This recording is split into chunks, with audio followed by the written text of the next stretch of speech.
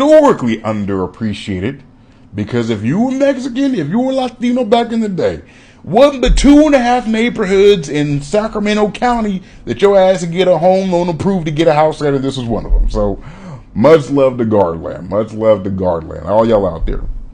Now, this is a big one for me, because this will be a big one for anybody, because this actually at a certain point, Gardenland at a certain point literally had the largest concentration of Mexican homeowners in Sacramento County.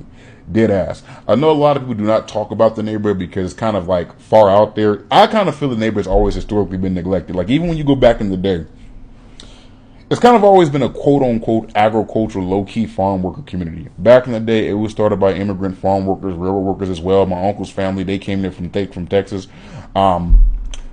Also, while I'm saying that, honorable shout out to the Robles family, to the family of Robles, Josefino Robles. From what I understand, this actually was the first Mexican family to actually live in the neighborhood back in 1925. When that neighborhood was established, even till now, it's always been a working class neighborhood, and it's always dealt with certain struggles. Why? Case in point, the sewage system and sidewalk shit. Those of y'all who are from there probably know what I'm talking about, or your family knows what I'm talking about. Because it was a quote-unquote unincorporated community, and also at the time, the excuse that they use is when the neighborhood was, when the neighborhood was formed from North Sacramento, this was back in the day when North Sacramento was not a part of Sacramento, you gotta remember that, the Great Depression hit.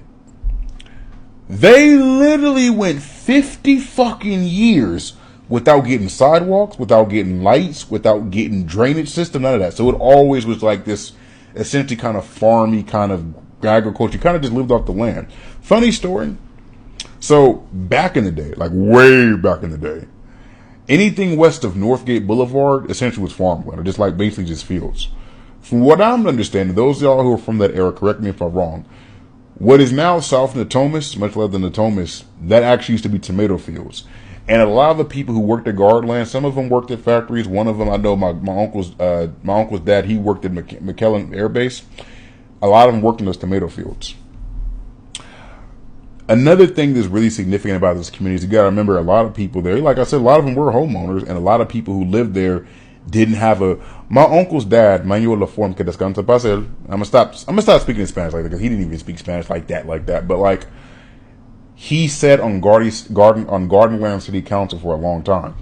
And in this interview he did with the Sacramento Bee newspaper, he was talking about that, like how when he moved from Texas, he came there working as an engineer, had a good ass job in McKellen at the Air Force Base.